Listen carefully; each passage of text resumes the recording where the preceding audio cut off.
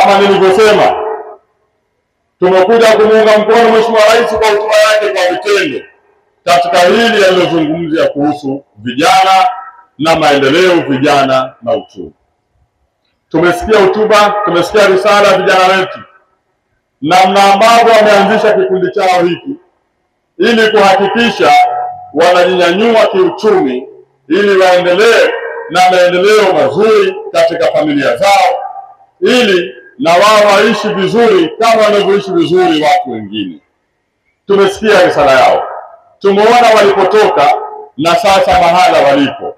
Unaona kabisa hapa kuna watu ambao wanafaa kabisa kuwa ni darasa kwa vijana wengine ndani ya mkoa wetu wa Tanga.